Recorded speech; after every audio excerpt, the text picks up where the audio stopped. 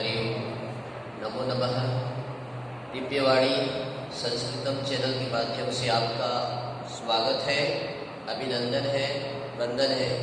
छात्र छात्राओं, आज के पाठ में हम पढ़ेंगे 10 रूपकम। 10 रूपकम का एक भेद है प्रहसनम। प्रहसन जिसको कहते हैं, कक्षा 12वीं के पाठ्यक्रम में यह निर्धारित है। प्रहसन क्या चीज़ है आज हम जानेंगे, जो कि संस्कृत साहित्य के इतिहास इसके अंतर्गत यह आता है। प्रहसन संस्कृत साहित्य में 10 रूपक जो होते हैं उनमें से एक रूपक है प्रहसन, जिसके बारे में कक्षा 12वीं के पाठ्यक्रम में निर्धारित है। ये आइए इसके बारे में आज जानते हैं, प्रहसन क्या चीज़ होती है। छात्र छात्राओं को हमारे चैनल के माध्यम से आपको सुन करके, श्रवण करके, बार बार देख करके, लिख करके सीखा जा सकता है और परीक्षा की तैयारी की जा सकती है। प्रहसन रूपक के 2 संधि होते हैं, जिसको कहेंगे मुख संधि और निर्वहन संधि। याद दीजिए, प्रहसन रूपक के 2 संधि होते हैं, मुख संधि और निर्वहन संधि। प्रहसन रूपक में निंदित पात्रों की हंसी होती है। प्रहसन रूपक के अंतर्गत में जो निंदित पात्र होते हैं वे हंसी के योग्य होते हैं, जो कि कवि द्वारा कल्पित होती है, अर्थात कवि कल्पित होती है। प्रहसन रूपक में आर्भटी वृत्ति नहीं होती। ध्यान देंगे, प्रहसन रूपक को जब हम पढ़ रहे होते हैं उसमें आर्भटी वृत्ति नहीं होती। प्रहसन रूपक में विस्कंभक एवं प्रवेशक भी नहीं होते। ये प्रहसन रूपक के बारे में जो आप सुन रहे हैं, इसके अंदर में विस्कंभक एवं प्रवेशक पात्र नहीं होते हैं। प्रहसन रूपक में हास्य रस की प्रधानता होती है। ध्यान दें, प्रहसन रस के अंतर्गत में हास्य रस की प्रधानता होती है और हम वहाँ पर हास्य प्रसंगों का अध्ययन कर सकते हैं, ज्ञान प्राप्त कर सकते हैं। इसी के साथ में आगे कहा गया है, प्रहसन रूपक में नायक जो होते हैं वे तपस्वी अथवा ब्राह्मण होते हैं।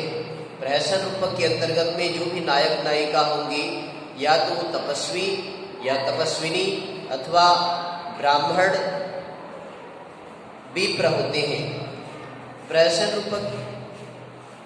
रूपक को 2 भागों में बांटा गया है, एक शुद्ध प्रहसन और दूसरा है संकीर्ण प्रहसन। जहाँ पर नायक की भूमिका प्रगल्भ हो वह शुद्ध प्रहसन कहलाता है। ध्यान दें, शुद्ध प्रहसन क्या है? जहाँ पर नायक की भूमिका प्रगल्भ हो वह शुद्ध प्रहसन कहलाता है। उदाहरण स्वरूप कंदर्प केली या कंदर्प केती भी कह सकते हैं। अगला, जहाँ पर किसी भी व्यक्ति को नायक बनाया जाता है, जहाँ पर किसी भी व्यक्ति को नायक बनाया जाता है उसे संकीर्ण प्रहसन कहते हैं। जैसे कि आप सुन रहे हैं, शुद्ध प्रहसन और संकीर्ण प्रहसन। जहाँ पर किसी भी व्यक्ति को नायक के रूप में स्वीकार किया जाता है या नायक बना दिया जाता है, वहाँ पर संकीर्ण प्रहसन कहलाता है।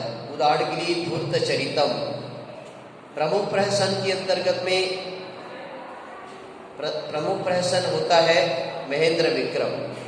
प्रमुख प्रहसन जो रूपक की भेद है उसमें से प्रमुख प्रहसन के अंतर्गत में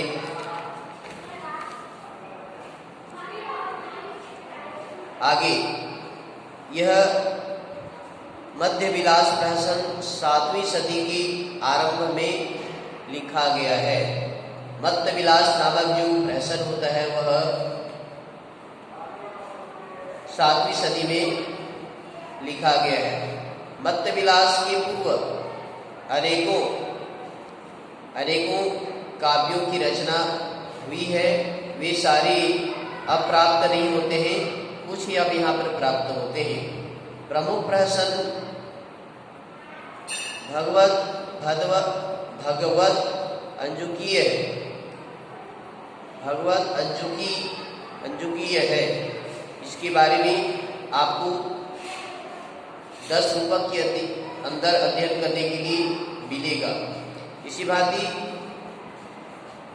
इस प्रहसन के लेखक या रचनाकार की कोई जानकारी अभी तक प्राप्त नहीं होता है। इसी क्रम में इस प्रहसन के लेखक या रचनाकार जो होते हैं सांख्य शास्त्र और योग शास्त्र की उच्च कोटि के विद्वान होते हैं। कौन सा प्रहसन? भगवत अंजुकीय। ये जो प्रहसन होता है इसके जो रचनाकार है, इसके जो लेखक हैं वो योग दर्शन के या सांख्य शास्त्र की उच्च कोटि के विद्वान होते हैं। बोधायन यह 2 भागों में व्यक्त है या 2 भागों में बांटा गया है। आचार्य और शिष्य में यहाँ पर संवाद या गणिका का प्रहसन शिष्य और गुरु का आदि रूप में संवाद होता है।